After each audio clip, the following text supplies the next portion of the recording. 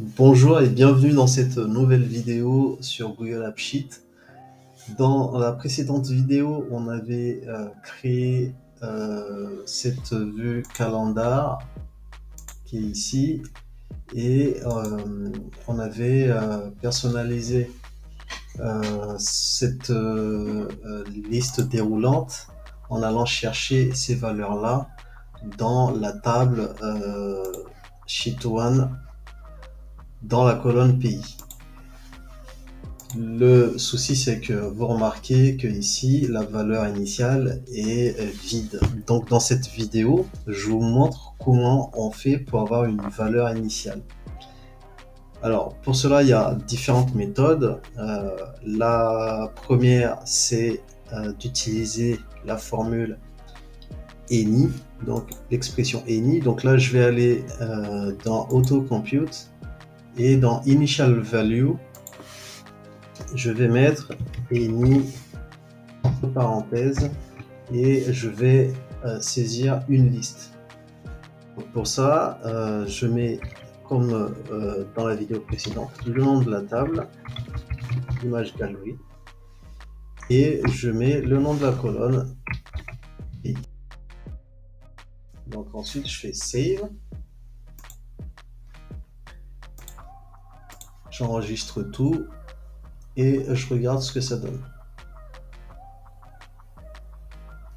Donc là, il m'a pris une valeur arbitraire qui est par défaut la première dans la liste. Ça, c'était la première méthode.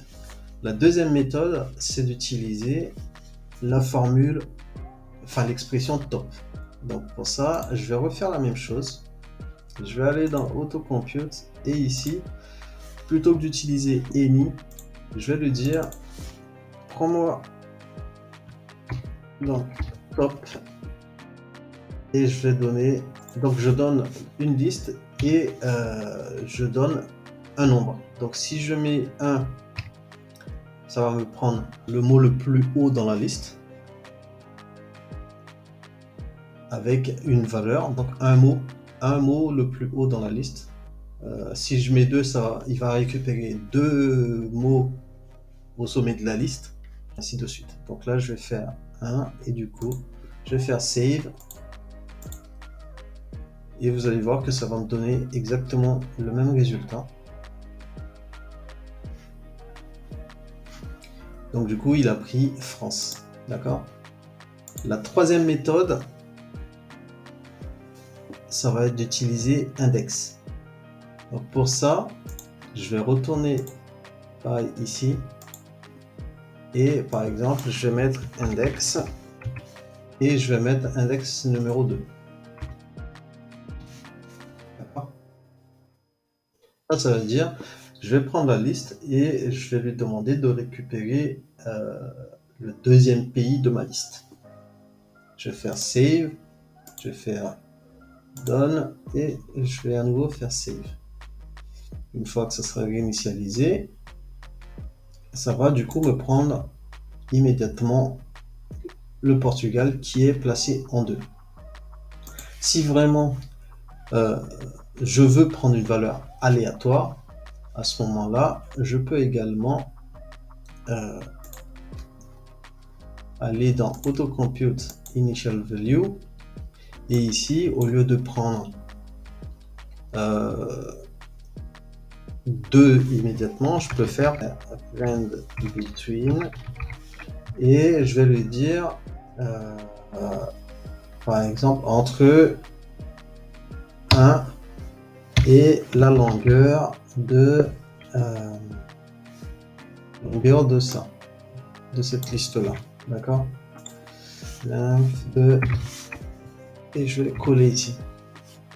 Je vais voir si cette formule là est correcte. Du coup, ça me fait une erreur. En fait, c'est pas la bonne formule. Ce qu'il faut utiliser, c'est count, parce que count, ça permet de calculer le nombre d'items dans la liste, donc la longueur de la liste en gros. Donc ici, je vais retourner ici et je vais simplement remplacer ça par count. Mon objectif ici, c'est d'avoir une valeur euh, arbitraire entre 1 et la longueur de la liste. Voilà, donc là je vais faire save, je vais faire done et save à nouveau. Et vous allez voir que du coup à chaque fois que je lance, donc par exemple là c'est France, si je fais save, je retourne, j'ouvre, maintenant j'ai Portugal, si je fais à nouveau j'ai France, si je fais à nouveau j'ai USA. Vous avez compris le concept. Voilà pour cette vidéo, je vous remercie de l'avoir regardé. N'hésitez pas à la partager autour de vous. Je vous donne rendez-vous dans une prochaine vidéo. Ciao ciao.